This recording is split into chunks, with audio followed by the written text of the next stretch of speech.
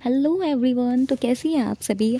I hope सब अच्छे होंगे और बहुत बेसब्री से आप लोग वेट कर रहे थे वीडियो का जिसमें आपको सारी क्लियरेंस मिल जाए। इस वीडियो को लेट लाने का सिर्फ कोई इरादा नहीं था, बट थोड़ी सी वॉइस थोड़ी डाउन है और क्योंकि ट्रैवलिंग करके इतना सारा थोड़ा लोड रह जाता है माइंड पर।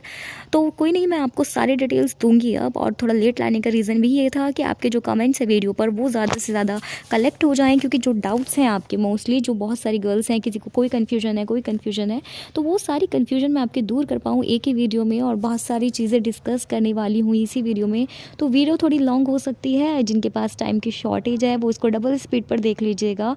लेकिन जो भी वीडियो मैं बताऊँगी A to Z इन्फॉर्मेशन देने वाली हूँ, आपके टीवी से रिलेटेड इंपॉर्टेंट बातें करूँगी जो बिल्कुल भी वेस्टेज नहीं होगी आपके लिए, जो एकदम पॉइंट टू पॉइंट चीज़ें आपको बताऊँगी जो आप सभी को पता होनी चाहिए आपके टीवी के बारे में। तो कुछ भी मिस मत करिएगा। इस वीडियो के बाद शायद ही आपको कोई वीडियो, और इस वीडियो को मैं आपका 3 स्टेप्स में कंप्लीट करने वाली हूँ। कहने का मतलब है बिल्कुल बेसिक से लेकर के चलूँगी कि आपको वहाँ पर पहुँचना कैसे है, किस गेट से आपकी एंट्री होगी, स्लिप कहाँ पर रखी हुई मिलेगी आपको, मतलब जो एंट्री स्लिप है, एंट्री जो होगी किस तरह से होगी, कैसे आपको पता चलेगा कि आपका किस नंबर पर है या किस टाइमिंग में है, किस ब्रांच में है, वो सारी लिस्ट मैं आपको दिखाऊँगी यहाँ पर, वो भी बताऊँगी। और उसके बाद नेक्स्ट बात करेंगे, जब आपकी एंट्री हो जाएगी, जब आप अपना टीवी के रूम में पहुँच जाएंगे, तो उसके बाद किन बातों का आपको ध्यान रखना है, किन चीज़ों को लेकर के आपको बोला जा सकता है वहाँ पर, वो चीज़ बताऊँगी। और थर्ड प्रोसेस आपका होगा जब डीवी कंप्लीट हो, मतलब ये पूरा प्रोसेस मैं आपको बताऊंगी यहाँ पर क्या क्या हुआ, क्या पूरा प्रोसेस रहा, पहले क्या किया गया, दूसरा क्या किया गया, और लास्ट में आपको बताऊंगी जो आपके डाउट्स रहे हैं आपके किसी भी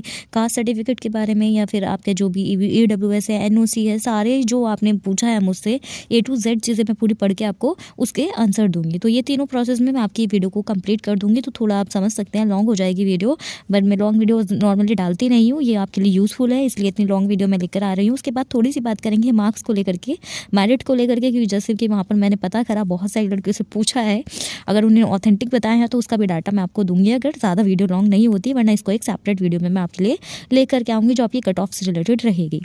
तो चलिए सबसे पहले स्टार्ट करती हूँ मैं आपका एंट्री से, कि आपका मतलब वहाँ पर आपको लखनऊ पहुँचना है तो वो किस तरह से प्रोसेस रहने वाला है। देखिए, जो गर्ल्स लखनऊ की लोकल गर्ल्स हैं, मतलब वहीं के रहने वाले हैं, तो वो उनको तो कोई प्रॉब्लम नहीं आने वाली है डेफिनेटली। वो तो जानती होंगी वहाँ पर कि पिकअप भवन आपका कहाँ पर है और आपको कैसे पहुँचना है। बट जो गर्ल्स दूर से आ रही हैं, इटावा से, झांसी से और मुजफ्फरनगर से और आपके मेरठ और बहुत सारी दूर दूर से गर्ल्स वहाँ पर गई हैं, तो उनको थोड़ा इशू आ सकता है आने जाने का कि कैसे आप उनको करना है। तो वो मैं आपको दिखा देती हूँ, बिल्कुल बाकायदा आपके लिए वीडियो मैंने वहाँ पर बनाई थी। तो देखिए इस तरह से पूरा बताती हूँ मैं आपको कैसे स्टार्ट करना है। देखिए जर्नी को आप जैसे ही वहाँ पर अपना स्टेशन, देखिए चारबाग स्टेशन है आपका, यहाँ से आप निकलेंगे। जैसे अगर आप ट्रेन से गए हैं डेफिनेटली तो ट्रेन से ही आप जाएंगे, जो ये आपका मेन स्टेशन है, यहाँ से आप निकलेंगे। वहाँ से आपको जस्ट सामने ही दिखेगा, ये लिखा हुआ है कि चारबाग जंक्शन, ठीक है, ये लिखा हुआ है। इसी के जस्ट नीचे आपको यहाँ पर ये जो लिखा हुआ है, ये ब्रिज है पूरा चारबाग जंक्शन का। इसके नीचे यहाँ पर बहुत सारे रिक्शा वाले आपको यहाँ पर भी दिख रहे होंगे, ऑटो वाले। मॉर्निंग के टाइम अगर आप जा रहे हैं तो सब लोग सारी चीज़ें आपको अवेलेबल होंगी आराम से। उसके बाद यहाँ से आप ऑटो ले सकते हैं। ऑटो लेने के बाद या तो आप डायरेक्ट उनसे कह दीजिए, अगर आपके पास बहुत ज़्यादा टाइम है, अगर आपके पास 45 to 1 आवर है, मॉर्निंग में इतना रश नहीं रहता है वहाँ पर, तो अगर आप जा रहे हैं तो डायरेक्ट ऑटो से आप अपना पिकअप भवन कह करके उनको पहुँच सकते हैं। और उसके अलावा वो आपसे 40 रुपीज़ पर पर्सन चार्ज कर रहे हैं मैक्सिमम जो है, वरना आप थोड़ा कम कहेंगे तो वो कर भी लेंगे, 30 रुपीज़ तक भी आपसे ले लेंगे। बट डिस्टेंस थोड़ा ज़्यादा है तो 30 to 40 चार्ज आपका पर पर्सन रहने वाला ऑटो वाले का, ठीक है। उसके बाद अगर आप ऑटो चूज़ नहीं कर रहे हैं तो आप वहाँ पर मेट्रो भी अवेलेबल है, आप वो वाला ऑप्शन भी चूज़ कर सकते हैं। अगर आपको थोड़ा जल्दी जाना है, मेट्रो भी इधर ही साइड आपको मिल जाएगी। तो ये दोनों आपके पहुँचने का डाउट होगा, तो अगर जिन गर्ल्स को थोड़ी आने जाने में प्रॉब्लम हो सकती थी उनको समझ आ गया होगा। तो ये दोनों बहुत ईजी है वहाँ पर पहुँचना। अगर आप कन्फ्यूज़ हो रहे हैं तो कुछ नहीं करिए, बस यहाँ पर उतरिए और ऑटो वाले को बोल दीजिए आगे आपको पिकअप भवन जाना है। और ज़्यादा नहीं तो पिकअप भवन कहाँ पर है आपका, पॉलिटेक्निक चौराहे के पास है, वो भी मैं आपको चलो दिखा देती हूँ आगे। तो ये पूरा पिकअप भवन का था, तो आई थिंक आप समझ गए होंगे। तो ऑटो वाला आपको यहाँ पर उतारेगा। देखिए यहाँ पर पॉलिटेक्निक चौराहा लिखा हुआ है, इस बोर्ड को बोल रही थी मैं कि इस बोर्ड पर लिखा हुआ है पॉलिटेक्निक चौराहा। तो आपको अगर वो यहाँ पर भी उतारता है तो आप थोड़ा सा आगे यहाँ चल करके आ सकते हैं, यहीं पर आपका पिकअप भवन है। इसमें कोई इशू नहीं आएगा आप सभी को, आप ईजिली पहुँच जाएंगे। आई थिंक ये ब्रिज है पूरा, इसके सामने ये ब्रिज आप कलरफुल सा है। अगर आप पहचानने में आपको पिकअप भवन दिक्कत हो रही है तो आप देख सकते हैं, इस ब्रिज के नीचे आपको देखने के लिए मिलेगा, ये बोर्ड लगा हुआ है और सामने ही आपका पिकअप भवन का पूरा ऑफिस। एक बार फिर से दिखा देती हूँ मैं आपको, ये देखिए इस तरह से ये पूरा है यहाँ पर। और यहाँ से आपकी जो मैंने बताया आपको एंट्री, ये वाला गेट मेन गेट है जो फ्रंट होता है आपका। हाँ, यहाँ पर आप देख सकते हैं काफ़ी बड़ी सी बिल्डिंग है ये, लेकिन जो आपकी एंट्री होगी वो यहाँ से नहीं होगी। आई थिंक ये मैंने बता दिया आपको, एंट्री यहाँ से नहीं होगी। ये आपका अगर आप अर्ली मॉर्निंग पहुँच गए हैं तो एंट्री के लिए तो उस रास्ते से आपको जाना होगा। और देखिए, एक चीज़ आपको पर्सनली बोलना चाहूँगी वैसे तो, कि आपको सर्दी बहुत है तो आप सर्दी के हिसाब से कपड़े पहन कर जाइएगा। बहुत ज़्यादा ठंड रहने वाली है। अगर आपका मॉर्निंग शिफ्ट में है तो उस दिन तो बहुत ही ठंड थी आपकी 17 दिसंबर को। आपकी तबीयत ख़राब ना हो, क्योंकि ये चीज़ हो चुकी मेरे साथ। मैं आपको बताऊंगी, आप अच्छे से कवर अप होके जाइएगा, अपना ग्लव्स वगैरह लेकर के, शूज़ वगैरह अच्छे से पैक हो करके, ताकि आपको सर्दी ना लगे और आप अच्छे से अपना डीवी करा पाएँ। चलिए आगे चलती हूँ वीडियो में। उसके बाद देखिए, ये आपका बैक गेट है। यहाँ पर आप बैक गेट पर जब उतरेंगे, ये पूरी बिल्डिंग है यहाँ पर, और इस तरह से ये आपको इंस्ट्रक्ट करेंगे। इस तरह से देखिए, वो बोल रहे हैं, बता रहे हैं, सारी इन्फॉर्मेशन आपको दे रहे हैं किस टाइम से एंट्री होनी है। ये आपके गार्ड थे तो वहीं पर वो बता रहे हैं कि आपको किसका एंट्री कब होना है। पूरा लिस्ट आपको लिस्ट में देखकर, पहले आप जब यहाँ जाएंगे, चलिए बाद में बुलाएंगे आपको, पहले जब आप आ जाएंगे यहाँ पर पहुँच गया बैक गेट से, सबसे पहला काम आपको क्या करना है, आपको लिस्ट चेक करनी है। लिस्ट कहाँ से चेक करनी है? यहीं पर स्टेयर्स हैं, ये जहाँ पर खड़े हैं ये स्टेयर्स हैं, और यहाँ पर एक बोर्ड लगा हुआ है कॉर्नर में, और उस बोर्ड पर लिस्ट लगा दी गई होगी आपकी। अब उस लिस्ट में क्या है वो भी मैं आपको दिखा देती हूँ लिस्ट का पिक के थ्रू। तो देखिए, यहाँ पर ये 2 से 3 लिस्ट लगी हुई थी जिसमें ये पूरी इन्फॉर्मेशन थी आपकी। यहाँ पर ये आपका लिखा गया है मुख्य परीक्षा मुख्य सेविका का जो आपका परिणाम, मतलब जो डीवी है किस तरह से होने वाला है। तो ये रोल नंबर दिए गए हैं, roll number 1 2 6 5, roll number wise ही बुलाया गया है। जैसे ये भी डाउट था आपका, तो रोल नंबर वाइज ही आपका डीवी के लिए बुलाया गया है, मार्क्स के अकॉर्डिंग ये नहीं होता है। मीटिंग टाइम लिखा गया है, जिनका मॉर्निंग शिफ्ट का है ये शेड्यूल, और टेबल लिखी हुई है, ये आपको ध्यान रखना है।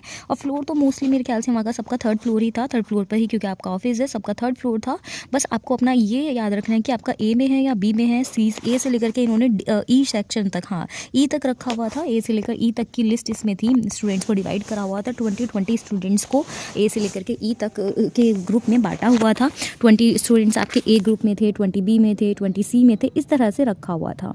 उसके बाद आपने अपना देख लिया कि आपका कौन सी टेबल पर है, ये ज़रूर याद रख लीजिएगा अच्छे से, आपको लिस्ट में चेक ये करना है। और हाँ, ये रोल नंबर है आपका, कभी आप रजिस्ट्रेशन नंबर के थ्रू सोचे, आपको अपना रोल नंबर के थ्रू चेक करना है लिस्ट में, ठीक है। आपके जो अटेस्टेशन फॉर्म है या तो उसमें देख लीजिएगा, यानी कि जो आपका डीवी लेटर है, या वरना आपके पास आपका रोल नंबर होगा, उसमें जो भी आपका नंबर होगा आप यहाँ से चेक करिए और अपना ये टेबल नंबर देख लीजिए किस टेबल नंबर पर है। उसके बाद देखिए क्या प्रोसेस है। अब देखिए, आपको ये देखने के बाद आगे क्या करना है, आपको ऐसे ही नहीं चले जाना, वो अंदर आपको जाने नहीं देंगे। उसके बाद ये प्रोसेस है, मैं इनको आपको बता देती हूँ पूरी वॉइस करके कि वो क्या कह रहे हैं और आपको कैसे बुलाया जाएगा।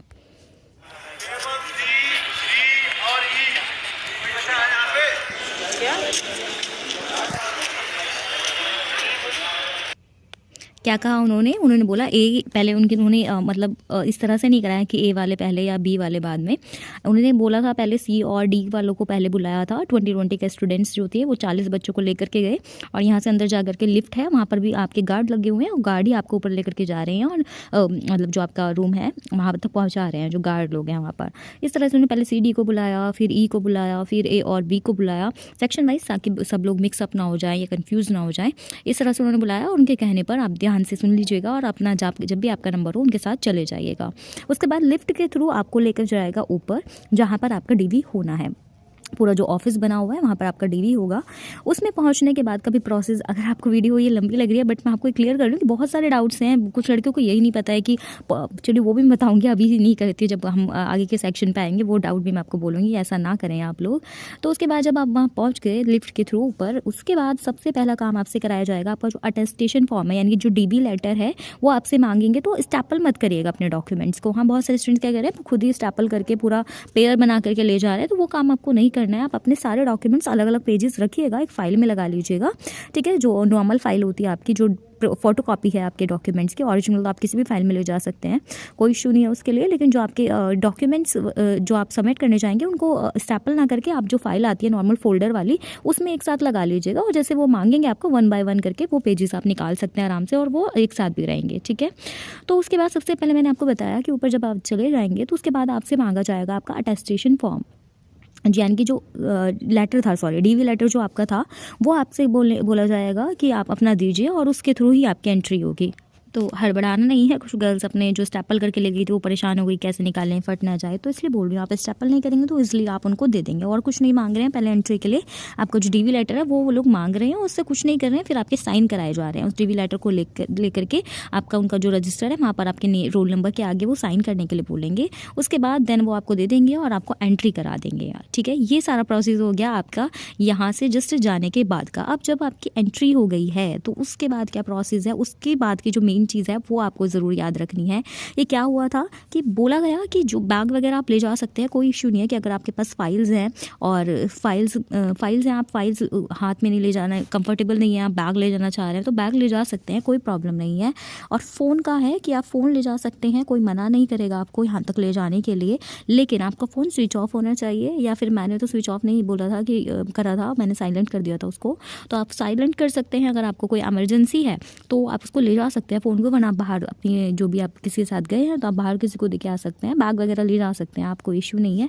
लेकिन जब आपका डीवी रूम होगा वहाँ पर वो आपको एंटर नहीं करने देंगे डीवी रूम में फ़ोन के साथ में। बाहर ही एक मतलब टेबल सी रखी गई है, उस पर आपके बैग्स वो कलेक्ट करा लेंगे, जिसका जो भी सामान एक्स्ट्रा वो यहाँ रख दें, बस अपने डॉक्यूमेंट्स और पेन वगैरह लेकर के अंदर जाएँ, ठीक है।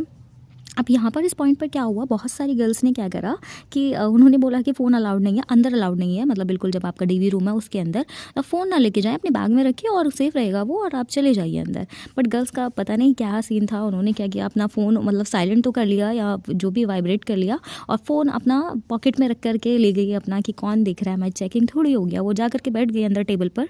तो कुछ टाइम बाद उन्हें मतलब जो वहाँ पर ऑफिसर्स थे जो डीवी करा रहे थे, 4-5 लोग थे वहाँ पर, जो मेन जो आपके कराएंगे वो 2 लोग ही होंगे जो आपके डॉक्यूमेंट चेक करेंगे, लेकिन हेल्प करने के लिए आपके 4 से 5 लोग थे। तो वो लोग जैसे बता रहे थे चीज़ों को बाद में, तो उन्होंने देखा किसी की पॉकेट में फ़ोन है, तो उन्होंने बोला कि फ़ोन कैसे लेकर के आ गए आप। तो फिर उनको बहुत सारी चीज़ें बोली गई और वहाँ पर जो मेन हेड थी वो मैम आई कि आपको मना किया गया था, आप अंदर फ़ोन कैसे लेके गई हैं। उसके बाद बोला गया कि आपको ऐसे रिजेक्ट भी हम लोग निकाल भी सकते हैं डीवी से कि आपने रूल्स का उल्लंघन करा है, तो इस बात का ध्यान रखिएगा। वहाँ की हालांकि कोई यूज़ पड़ना नहीं था फ़ोन का, पता नहीं क्या सीन था। और ये देखिए इसमें एक थोड़ा सा हंसने वाली कहूँ या फिर एक बेसिक बात आपको जो ध्यान रखनी है वो ये कि उन्होंने जैसे उसको कहा कि वो फ़ोन लेकर के ही हैं और बोला कि आपका डीवी नहीं कराएंगे हम लोग, आप ऐसे रूल्स को तोड़ रही हैं अगर। तो फिर वहाँ पर उन्होंने बोला कि किसी और के पास तो नहीं है ना फ़ोन, बाकी सब लड़कियाँ तो बाहर रख करके आई हैं। तो उसमें देखिए 15 से 20 लड़कियाँ ऑलरेडी खड़ी हुई। उन्होंने कहा मैम सॉरी हमारे पास भी है, मतलब 15-20 लड़कियों ने यही काम करा कि वो अपना फ़ोन पॉकेट में रख करके अंदर ले गई मना करने के बावजूद। तो उनको फिर बाद में बोला गया, उनको डांटा उन मैम ने थोड़ा कि आपने ऐसे क्यों करा, आपको पता नहीं है, आप जो चीज़ नहीं करनी है, बोला गया स्पेशली फ़ोन बाहर रख के आना, साइलेंट करके रखना है जैसे भी, पर आप अंदर क्यों लेकर आई हैं, और ऐसे तो हम आपका डीवी नहीं करा सकते फिर। तो फिर उन्होंने सॉरी वगैरह बोला और फिर बाहर वो रख करके आई, वापस से जा करके उन्हें बैठा दिया, फिर उनका डीवी स्टार्ट हुआ। खैर तो आप ये वाली गलती मत करिएगा, जो बोला जा रहा है आप सिंपल आपको वही काम करना है, ठीक है। इतना हो गया। चलिए अब आगे की पूरी बात बताती हूँ मैं आपको। तो ये थोड़ा स्टोरी वाइज आप कह सकते हैं पूरा, अगर आपको लग रहा है तो मैंने बोला था आपको बेसिक चीज़ें सारी डिटेल शेयर करूँगी मैं। तो चलिए अब थोड़ा इसको फास्टली कर देती हूँ, अब मेन पॉइंट पे आ जाते हैं। आप आगे जब आपके बैठ गए वहाँ पर आपको सीट्स चेयर्स डली होंगे, आप चेयर्स पे बैठ जाइए। कोई ऐसा फॉर्मेट नहीं है कि रोल नंबर वाइज ही बैठना है, जहाँ आपका मन है वहाँ आप बैठ सकते हैं। चेयर्स पे बैठने के बाद वहाँ पर 2 सेक्शन बने हुए हैं, 2 टेबल हैं अलग अलग, मतलब एक ही रूम के अंदर 2 टेबल बनी हुई हैं। तो 40 बच्चों को एक ही क्लास में कराया जा रहा है। इस तरह से 2 टेबल है, यहाँ लिखा हुआ ए और यहाँ पर इस तरह से बी डला हुआ है आपका, और सी और डी इसी तरह से डला हुआ है। और यहाँ पर सिर्फ रोज़ बनाई गई हैं चेयर्स की, तो आप इन चेयर्स पे किसी पे भी बैठ सकते हैं, कोई प्रॉब्लम नहीं है। आप जा कर के बैठ गए, उसके बाद पहला काम क्या होगा, आपको दी जाएगी चेकलिस्ट। अब देखिए, अब ये तो सारी कहानी हो गई, बट अब जो मेन बात है वो ये है कि आपको सबसे पहला जो डॉक्यूमेंट दिया जाएगा वो दिया जाएगा चेकलिस्ट। वो आपके चेक नहीं कर रहे हैं, पहले डॉक्यूमेंट चेकलिस्ट मिलेगी। चेकलिस्ट क्या है, कुछ भी नहीं है, एक सिंपल सा एक पेपर है। देखिए बहुत ज़्यादा ऐसे जब तक आप एंटर नहीं करते हैं ना वहाँ पर, तब तक तो बहुत डर सा लगा रहता है, पता नहीं क्या होगा, कितना ज़्यादा प्रॉब्लम कोई ना हो जाए, या फिर एकदम मन ऐसा होता रहता है, भारी सा हुआ रहता है। लेकिन जब आप वहाँ पहुँच जाते तो आपको बिल्कुल ऐसी फीलिंग आती है जब हम स्कूल में होते थे और आपका टेस्ट चल रहा होता था, तो उसके जैसा माहौल होता है। तो बस वहाँ पर आपको चेकलिस्ट जैसी प्रोवाइड करी। चेकलिस्ट में क्या है, आपको अपना नेम डालना है, फादर नेम, अपना रोल नंबर, ये सब बेसिक डिटेल्स है उसमें, ठीक है।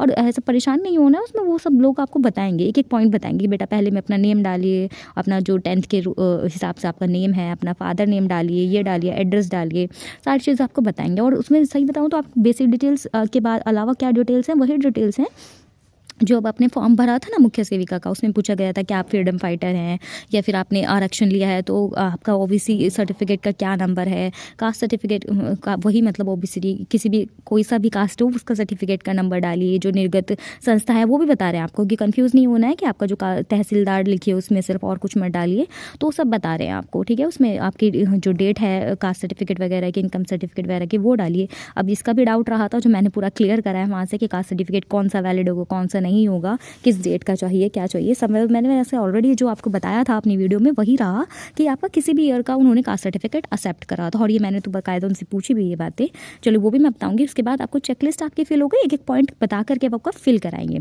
अब यहाँ पर आपको क्या ध्यान रखना है, जो मैं बोल रही थी जो पॉइंट्स आपके लिए ज़रूरी हैं वो बताऊंगी। तो पहला पॉइंट बता दिया, फ़ोन वाला मैटर आप मत करिएगा। दूसरा मैटर रहा कि चेकलिस्ट फिल कर रहे थे, उन्होंने बताया कि अपना ये चीज़ लिखिए ये चीज़ लिखिए, उसके बावजूद गर्ल्स ने क्या करा, सुन नहीं रही थी या फिर पता नहीं उनको थोड़ा हड़बड़ी थी, थोड़ा परेशान थी या जो भी था, बहुत सारी लड़कियों ने 4 से 5 लड़कियों ने क्या करा कि गलत फिल कर लिया। किसी ने अपना जो सर्टिफिकेट नंबर उस पर डालना था उसकी जगह सीरियल नंबर डाल दिया, एप्लीकेशन नंबर डाल दिया, मतलब आवेदन संख्या डाल दी, तो इस तरह से बहुत सारी चीज़ें मिस्टेक कर दी बहुत सारी गर्ल्स ने। तो उसके लिए उन्होंने बोला कि जब हम आपको बता रहे हैं तो इतनी जल्दबाजी नहीं है, और बहुत धीरे धीरे वो स्लो प्रोसेस में बता रहे थे, तो आप उसको गलत क्यों फील कर रही हैं, तो कोशिश करिएगा आप वो चीज़ गलत फील ना करें। अब उसके लिए आप क्या कर सकते हैं, देखिए इंसान है, गलतियां होती है इंसान से, तो मैं उसके लिए आपको बता देती हूँ, आप एक पेन के अलावा पेंसिल और एक रेजर भी लेकर जाइएगा, ठीक है। तो जब आपको ये वो सारे पॉइंट्स बताएंगे ना, तो आप उसको पेंसिल से फिल करिएगा, ठीक है, क्योंकि प्रपत्र मांगेंगे दोबारा, फिर वो आपको 2-4 चीज़ें बोलेंगे, उससे अच्छा है आप परेशान ना हो, ना ही वो आपको परेशान करें। तो उसके लिए अपना आप पेंसिल और रेजर लेकर जाइएगा, जो भी पॉइंट्स आपको वो बताएंगे पहले आप उसमें पेंसिल और इरेजर से फिल कर लीजिएगा, फिर ताकि अगर कोई मिस्टेक हो जाती है तो उसको आप रफ करके फिर फेयरली आप उसको पेन से नोट डाउन कर सको, ठीक है। तो ये चेकलिस्ट फिल हो गई। उसके बाद आपको वो देते हैं आपकी स्लिप, क्या मैं भूल गई जो बायोमेट्रिक स्लिप, हाँ जी, तो उसका आपको बायोमेट्रिक स्लिप मिलती है। इसमें कुछ नहीं लिखना, आपको अपना नाम लिखना है, रोल नंबर लिखना है, और ये लिखना है आप महिला हैं, सब फीमेल्स ही थी वहाँ पर तो सब उस पर वो लिखेंगे। उसके बाद 1 बाय 1 करके टेबल्स के ये तो टेबल्स हो गए, और उसके बीच में आपका काउंटर लगाया गया है जिसमें आपको बुलाया जा रहा है, बायोमेट्रिक स्लिप लेकर के जाना है सिर्फ। जब आप बायोमेट्रिक स्लिप लेकर के जाएंगे तो आपसे आपका नेम, हाँ नेम बाय 1 बाय 1 करके नहीं बुला रहे थे, इसमें नेम लेकर के बुला रहे थे, जिसका रोल नंबर जैसे था उसके अकॉर्डिंग रोल नंबर के अकॉर्डिंग उन्होंने बुलाया और एक एक करके बायोमेट्रिक आपकी कंप्लीट कराई। बायोमेट्रिक में क्या हो रहा है, थंब इंप्रेशन नहीं लिया जा रहा है, आपका जो फेस है वो स्कैन किया जा रहा है, मतलब फोटो लिया जा रहा है, और आपकी जो आइज़ हैं वो रेटिना का स्कैन किया जा रहा है। ये छोटा सा प्रोसेस था। उसके बाद आपका डॉक्यूमेंट स्लिप पर वो साइन कर देते हैं और वैलिड उसको कर देते हैं, अगर वो मैच कर जाता है। उसके बाद आप बैठ के आके अपनी चेयर्स पर बैठ जाते हैं और फिर कराया जाता है आपका डीबी। तो अब क्या हो गया, अब जब जैसे ही आपका ये प्रोसेस कंप्लीट हुआ तो 1 बाय 1 करके यहाँ पर कोई रोल नंबर का रोल नहीं था किसी। अब हाँ यहाँ पर भी बता दूँ जो मेन पॉइंट था, किसी गर्ल को अगर कोई प्रॉब्लम है, प्रेग्नेंट लेडीज़ भी वहाँ पर गई थी जिनका मतलब लास्ट मंथ चल रहा था, बहुत हेड्स ऑफ है भाई ऐसे बच्चों के लिए, तो कि लास्ट स्टेज पर भी जिनको ऐसी कोई इशू है, कोई हेल्थ इशू है या फिर कुछ भी प्रॉब्लम है ऐसी प्रेगनेंसी वगैरह का, तो वो पहले ही करा सकते हैं। बस बायोमेट्रिक जो होगा आपका रोल नंबर वाइज होगा, बाकी की जो चीज़ें डॉक्यूमेंट वेरिफिकेशन वो अगर आपके डॉक्यूमेंट, हाँ अब वो पहले कैसे करा सकते हैं, आपके जो डॉक्यूमेंट जो चारों प्रपत्र है अगर आपके वो पूरे कंप्लीट, आपको कोई डाउट नहीं था, आपने कोई ब्लैंक नहीं छोड़ा है कुछ भी चीज़। अब ये भी ध्यान रखिएगा, कुछ गर्ल्स ने क्या करा, 1-2 लड़कियां ही थी, ज़्यादा तो नहीं, उन्होंने पूरा ब्लैंक छोड़ दिया। आपके चारों प्रपत्र भाई आप लड़कियां हैं तो मतलब वो डायरेक्ट ही बोल रही थी कि यार लड़कियां हैं ये, मतलब लड़कियां ऐसा करती हैं क्या, मतलब आपने पूरा अपना पिता का नाम, चलो जिस चीज़ में आपको कन्फ्यूजन है वो आप छोड़ सकते हैं, एक बार को हम मान सकते हैं, बट आपको अपना पिता का नाम, अपना नाम, अपने सिग्नेचर, अपना फोटो पेस्ट नहीं करा, ये सब चीज़ें तो बेसिक हैं भाई। आप जॉब के लिए एक्सपेक्ट कर रहे हैं तो ये तो आपसे एक्सपेक्ट करा जा रहा है कि आप अपनी बेसिक डिटेल्स फिल करके लाएं।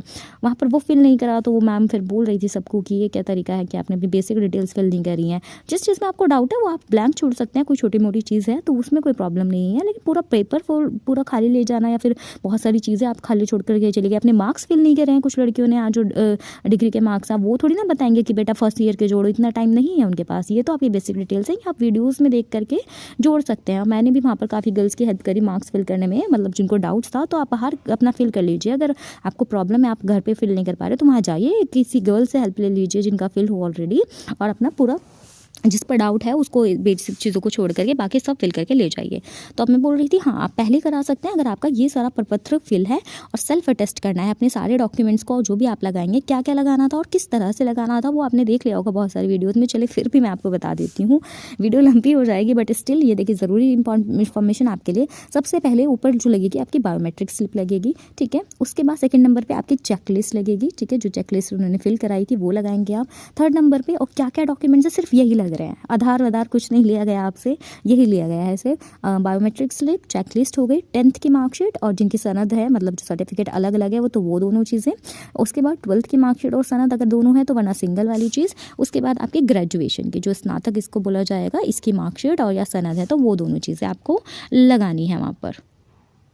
सॉरी, ग्रेजुएशन की जो है सनद नहीं होती, मतलब जो आपकी डिग्री है वो बोलना चाह रही थी मैं, जो डिग्री है और जो मार्कशीट है वो लगानी है, इस ऑर्डर में आपका रहना है। सबसे ऊपर वो इस जिस तरह से मैंने बताया। अब मेन बात ये तो था सिर्फ ये सब डॉक्यूमेंट्स और 2 फोटोज़ जिन पर आपके फ़ोटो के पीछे रोल नंबर लिखाया जाएगा और आपके नाम लिखाया जाएगा। आपको अपना नाम लिख देना है और रोल नंबर लिख देना है, ठीक है। 2 फोटोज़ वैसे एक की नीड पड़ रही है, अगर आपने पहले से पेस्ट कर दिया है प्रपत्र पर तो एक ही फ़ोटो आपसे लेंगे, वरना 2 फोटो आप सबमिट कर सकते हैं, वहाँ पर स्टैपल कर देंगे, ठीक है। उसके बाद ये सारे डॉक्यूमेंट्स आपने लगा लिए। अब बात आती है जनरल वालों के लिए। जो जनरल वाले हैं उनको और कुछ नहीं चाहिए, ना निवास चाहिए ना जाति कास्ट सर्टिफिकेट चाहिए, उनको कोई नीड नहीं है। लेकिन अगर आप EWS हैं तो आपको कास्ट सर्टिफिकेट लगेगा और आपका डोमिसाइल भी आप लगा सकते हैं, ठीक है। अब ये जो कास्ट सर्टिफिकेट है और डोमिसाइल है वो किसी भी ईयर का ले रहे हैं, जो बाकी कास्ट आपकी OBC SC ST, इसमें कोई भी इशू नहीं है। ये तो डायरेक्टली पूछा मैंने उनसे और उन्होंने कहा नहीं करंट का है। वो कुछ लोग जैसे बोल रहे थे कि नहीं चलेगा, रिजेक्ट कर देंगे या फिर आपको आरक्षण नहीं मिलेगा, तो ऐसा कोई सीन नहीं है। उन्होंने कहा है कि अगर आपने एक दिन पहले भी बनवाया है, एक दिन पहले ही आपका कास्ट या डोमिसाइल आया तो वो भी वैलिड होगा, वो भी लगा सकते हैं। वरना आपका बायोमेट्रिक कितने भी साल पुराना है, ठीक है, बायोमेट्रिक है अगर वो रिटर्न वाला नहीं होगा, रिटर्न वाला वैलिड नहीं है। बायोमेट्रिक आपका 10 साल 12 साल जितना भी साल पुराना है वो आप लगा सकते हैं, उससे कोई इशू नहीं होने वाला है, ठीक है। वो उसने लगा दिया। उसके बाद इसमें दिक्कत आ रही थी कि कुछ गर्ल्स जो EWS की हैं या फिर जो बाकी गर्ल्स भी हैं जिन्होंने अपना कास्ट सर्टिफिकेट वो पिता पक्ष का लगना है।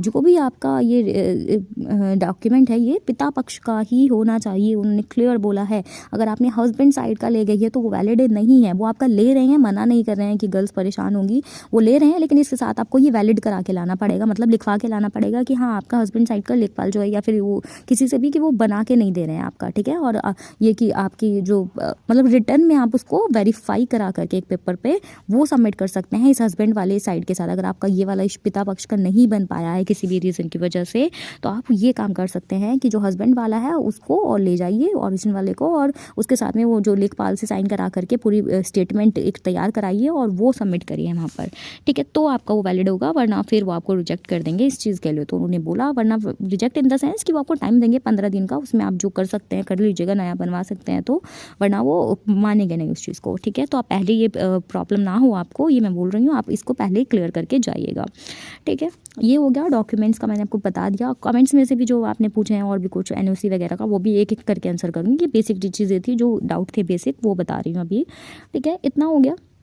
जब आपने अपने डॉक्यूमेंट्स लगा लिए, अब जिनको प्रॉब्लम है वो पहले करा सकते हैं, वरना वो बुला रहे हैं कि बेटा जैसे जैसे आप बैठे हो 1 बाय 1 करके आइए और चेक कराइए। आप जो डॉक्यूमेंट्स हैं आपने लगा दिए थे वो उनको देख रहे हैं, उसमें मेन चीज़ जो वो फोकस कर रहे थे कि आप अपना खुद अच्छे से फिल करिएगा सही सही, क्योंकि उनको भी देखिए 100 बच्चों का कराना है तो वो भी मतलब ध्यान दे रहे हैं, बट वो वाला नहीं कि एकदम A से लेकर के B तक वो बिल्कुल मैच करेंगे। वो देख रहे हैं कि आपका नेम लिखा हुआ है सही है, उसके बाद आपके DOB को अच्छे से देख रहे हैं, आपके फादर नेम को अच्छे से देख रहे हैं और आपके रोल नंबर्स वगैरह को अच्छे से देख रहे हैं। जो आपने अपने मार्क्स फिल रहे हैं ग्रेजुएशन के पोस्ट ग्रेजुएशन, अब नॉर्मल सी बात है वो वहाँ पर बैठ के कैलकुलेट नहीं करेंगे कि इस बच्चे ने लिखा है 500 में से 300 तो क्या इसके 60% आ रहे हैं नहीं आ रहे, नहीं करेंगे। ये आपको खुद फिल करना है, अच्छे से ध्यान से इसको फिल करिएगा, ठीक है। तो ये बेसिक डिटेल्स थी, उसके बाद कुछ नहीं है, वो आपका चेक कर लेंगे और आपके डॉक्यूमेंट्स रख करके आपको भेज देंगे। आपने कोई एफिडेविट बनवाया है तो अगर आप कह रहे हैं कि मैम लगाएं ना लगाएं, तो वो कह रहे हैं जो आपको डाउट में है एफिडेविट बनवा लिया है तो लगा दो, उनको कोई इशू नहीं है उस बात से।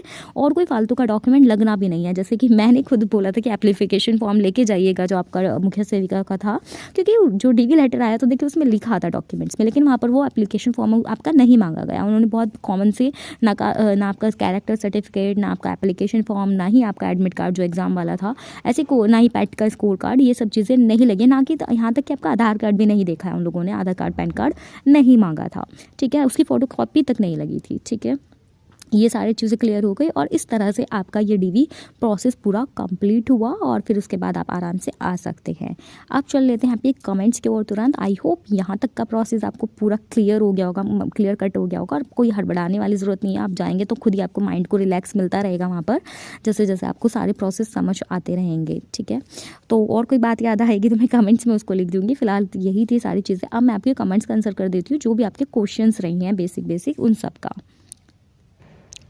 तो चलिए, जो मेरी वीडियोस के नीचे आपकी कमेंट्स आई थी, वन बाय वन करके हर एक कमेंट का आंसर करती हूँ अगर मुझे पूरी क्लियर कट इन्फॉर्मेशन है उसकी। तो सबसे पहला था, जिस दिन 10th-12th की रिजल्ट डिक्लेयर हुआ है मार्कशीट में मैंशनड होता है नीचे। हाँ बिल्कुल मैंशनड होता है। जो लास्ट डेट होती है आपकी छोड़ने की तिथि, आप वही डालिएगा जो आपकी मार्कशीट के नीचे लिखी हुई है। और जो ज्वाइनिंग की है वो वीडियो में मैंने इसमें बता दी है आपको, वो देखिएगा आप। ठीक है, उसके बाद मायके का पता नहीं क्या है ये। मैम मेरे पास निवास 2021 का है, मायके पक्ष का, और 2024 ससुराल का है। तो बताइए कौन सा लगाएं? ऑफकोर्स आप मायके वाला लगाएंगी, क्योंकि वही मांगा जा रहा है आपसे, और ससुराल वाला वैलिड नहीं है। उसके बाद मेरे नेम के आगे केएम लिखा है, उसका कोई इशू नहीं है। उन्होंने नहीं बोला इस चीज़ के लिए किसी को कि आपका केएम लिखा है तो आप इसमें रिजेक्ट हो जाएंगे। आप अपने मन के लिए, क्योंकि वो मना नहीं कर रहे हैं, जिस भी चीज़ का एफिडेविट बनवाया है वो लगा रहे हैं, वो ले रहे हैं और स्टैपल कर दे रहे हैं। ठीक है, अगर आपको लगता है कि आपको बनवा लिया है, या फिर आपको लग रहा है कि ठीक है थोड़ा सा मन में डाउट है, तो बनवा लीजिए। उनकी तरफ से कोई इस चीज़ की डिमांड नहीं है कि केएम लगा है तो आपको नहीं लिया जाएगा। ठीक है, क्या आय इनकम सर्टिफिकेट चाहिए? बिल्कुल भी नहीं चाहिए। जो डॉक्यूमेंट्स अभी वीडियो में स्टार्टिंग में बताए हैं बस वही चाहिए। मेरा कौन से दिन डीवी होगा? कैसे, ये कैसा क्वेश्चन है भाई? डीवी लेटर कैसे डाउनलोड? अरे भाई ये कैसे बेसिक क्वेश्चन पूछ रहे हैं? मतलब ये वही है जो प्रपत्र फिल करके नहीं ले जाते अपना। उसके बाद कितने लोग आए थे फर्स्ट डेज में? कंप्लीट लोग आए थे 100 के। मुझे तो लग रहा था 100 की 100 गर्ल्स ही थी वहाँ पर, कि 1-2 गर्ल्स ही होंगे जिन्होंने स्किप करा होगा, सॉरी। क्योंकि मैंने पर्सनली भी जाना 2-3 लड़कियों से जो ऑलरेडी जॉब में हैं, रेलवे वगैरह में, टीचिंग वगैरह। अगर वो वीडियो देख रही होंगे तो बताएंगे आपको। मैंने उनसे बोला कि आपने भाई क्यों स्किप नहीं करा, तो उनके अपने अपने पर्सनल रीजन है। देखिए, आप किसी को फोर्स नहीं कर सकते हैं, क्योंकि ये ह्यूमन नेचर है कि आपको जब कोई चीज़ मिल रही होती है तो आप उसको विलिंगली छोड़ भी नहीं पाते हैं। तो ये ह्यूमन नेचर है। अब आप किसको ज़बरदस्ती कहें कि आप छोड़ दीजिए तो वो पॉसिबल नहीं है। आप सिर्फ सजेस्ट कर सकते हैं, बाकी छोड़ना ना छोड़ना उनकी चॉइस होती है। तो बहुत कम लोगों ने डीवी स्किप करा है, मेरे सामने तो ऐसा बेसिकली हुआ। अब आगे देखते हैं क्या होता है। मुझे भी यहीं पहुँचना है। हाँ भाई, सबको यहीं पहुँचना है जिनका डीवी है।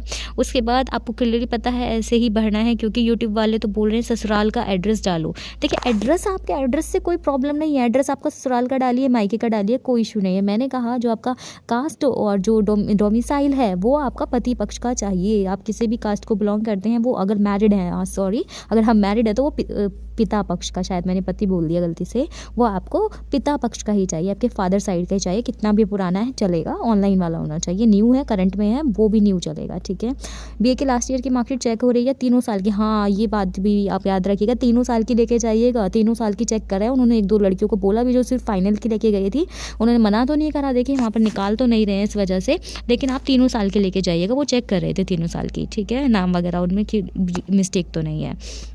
निवास पति पक्ष का होगा कि पिता का? बेटा पिता पक्ष का होगा, यानी कि पिता पक्ष का ही मांगा है जो भी है आपका। उसके बाद स्कूल छोड़ने की क्या डेट लिखी है? 12th वाली या 10th वाली? बेटा 3 चीज़ें फिल होनी है, 10th, 12th और ग्रेजुएशन, तीनों में ही फिल होना है, अलग अलग, छोड़ने की और ज्वाइन करने की। तो 10th वाली के सामने 10th वाली डालिएगा और 12th वाली के सामने 12th वाली डालिएगा। इस तरह से फिल होना है। स्कूल जा रही हूँ, अच्छा उन्होंने क्वेश्चन पूछा था कि गेट, हाँ ये पूछा था, ये आंसर कराया उन्होंने कि गेट बंद हो जाता है क्या? कि तो लड़के देखिए 10 बजकर के एंट्री थी फर्स्ट शिफ्ट की, तो 10:10 पर एक लड़की ने मेरे सामने एंट्री ली, उन्हें मना नहीं किया गया। तो 10 से 5 मिनट अगर आपका ऊपर हो रहा है तो देखिए उसमें फिर आप रश में रहेंगे। कोशिश करिएगा लेट ना हो, टाइम से पहुँचे। तो स्कूल वाला कोई सीन नहीं है कि गेट बंद हो जाएगा। कि एफिडेविट नहीं लगाऊंगी, ये शायद आंसर कराया इन्होंने किसी चीज़ का। उसके बाद क्या निवास पिता पक्ष का बनवाना पड़ेगा और आधार चेंज करवाना पड़ेगा? मेरे शादी से पहले का है, प्लीज़ रिप्लाई। तो देखिए यहाँ पर आपका आधार तो चेक ही नहीं कर रहे हैं वो लोग, ना ही ले रहे हैं डॉक्यूमेंट्स में, ना ही चेक कर रहे हैं। और जो आपका निवास है वो पति पक्ष का ही बनेगा। तो आपके पास अगर निवास है पति पक्ष का, बहुत पहले का है, तो वो चलेगा। हाँ वही चाहिए, कोई प्रॉब्लम नहीं है उससे, आप ले जा सकती हैं उसको ही। एक एनओसी के संबंध में, हाँ देखिए एनओसी के संबंध में ये है, एनओसी वाले स्टूडेंट उन्होंने नहीं मांगी आपसे एनओसी। जो संविदा कर्मी है या फिर किसी और जॉब में है वो एनओसी ले ही नहीं रहे हैं। वो उनका कोई कहना नहीं कि वो एनओसी आपसे लेंगे। जो लोग फ्रीडम फाइटर वगैरह हैं या फिर कोई और पीएच या हैंडीकैप्ड हैं, उनके वो सर्टिफिकेट्स ले रहे हैं, वो डेट वाइज ले रहे हैं, वो डेट के अकॉर्डिंग चेक कर रहे हैं। पर यहाँ पर एनओसी के लिए उन्होंने कोई मैंडेटरी इसको नहीं रखा है। तो आप परेशान ना हो बिल्कुल भी कि एनओसी का कोई रिलेशन नहीं है। अगर आपका फाइनल होता है तो शायद वहाँ नीड पड़े, पर अभी कोई एनओसी का उन्होंने ऐसे मैंडेटरी नहीं रखा है। उसके बाद मैम मेरे ग्रेजुएशन में 1 ईयर का गैप है, एफिडेविट लगेगा? नहीं, उन्होंने ऐसा नहीं बोला है कि अगर ग्रेजुएशन का गैप है तो एफिडेविट लगा दीजिए। अगर आपने बनवा लिया है तो आप उसको अटैच कर दीजिएगा, कोई इशू नहीं होने वाला है, ठीक है। और आपका मन है, अगर आपको लग रहा है कोई इशू हो जाएगा तो आप बनवा लीजिए, कोई प्रॉब्लम नहीं है। के बारे में बताइए, पक्ष का ये बता चुकी मैं देखो आपको। उसके बाद संविदा को एनओसी नहीं लगती, हाँ बिल्कुल सही। उसके बाद मेरा नाम रजनी है और देख सकते हैं मेरा लिस्ट में नेम है कि नहीं। भाई वहाँ कोई लिस्ट नहीं थी, जिस दिन आप जाएंगे उसी दिन बस वो रोल नंबर वाली लिस्ट ही दिखेगी आपको। वहाँ पर अपना रोल नंबर चेक करिएगा, उसमें ऐसे कोई लिस्ट नहीं लगी थी वहाँ पर। एनओसी के मैंने आपको बता दिया है, उनको एनओसी नहीं चाहिए, अभी नहीं मांगी गई है मेरे सामने, तो एटलीस्ट नहीं मांगी थी उन्होंने किसी से, ठीक है। फॉर्म फिल करते हुए लिखिए उसी तरह भरना, मेरिट डाल देना। ये आंसर कराया। प्रीवियस पेपर कहाँ मिले, ये तो कोई और सा कमेंट का है, बस शायद यही है।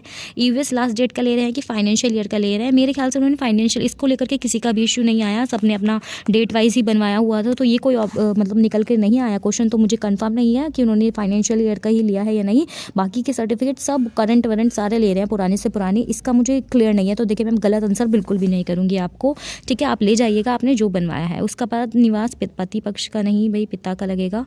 एड्रेस ससुराल का डालेंगे, जो भी आपका एड्रेस है वो डाल सकते हैं, उसमें कोई एड्रेस का इशू नहीं है।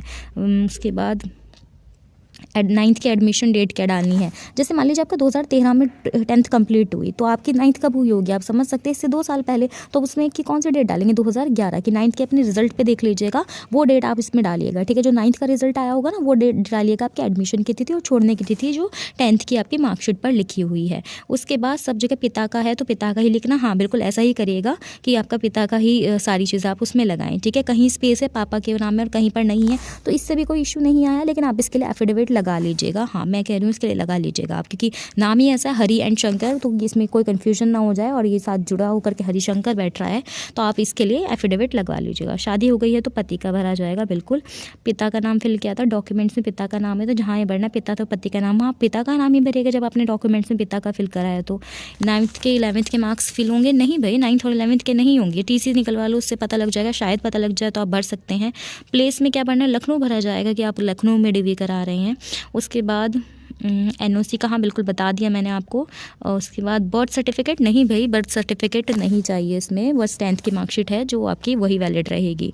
नेगेटिव मार्किंग इसमें एग्ज़ाम का पूछ रही है ये आपका 2 ईयर या हाँ 2 ईयर वालों का, सॉरी ये तो बहुत इंपॉर्टेंट है। चलिए आपके कमेंट से याद आया, 2 ईयर है क्या, 2 ईयर वालों से उन्होंने प्रोविजनल भरवाया। गाइस एक पेपर दिया था और उनको प्रोविजनल फिल करा लिया था उससे, और तो उससे कोई इशू नहीं है। और ये चीज़ मैंने पूछी थी और मैं देखिए आपको वीडियो में सबसे स्टार्टिंग बताना भूल गई, पर अब बता देती हूँ कि मैंने ये बाकायदा जो आपके डीवी करा रहे थे वहाँ पर मैम थी, उनसे मैंने ये सबके सामने जो गर्ल्स होंगे वो बताएंगे, देखिए कमेंट सेक्शन में मैंने पूरा क्लियरली पूछा कि मैम आप ये जो पेपर फिल करा रहे हैं प्रोविजनल के लिए, कि लिखवा रहे हैं उनसे कि हमारा 2 साल का है, और ये मैम कि क्यों लिखवाया जा रहा है, क्या ऐसा है कि इनको वैलिड नहीं करा जाएगा इसलिए फिल कराया जा रहा है।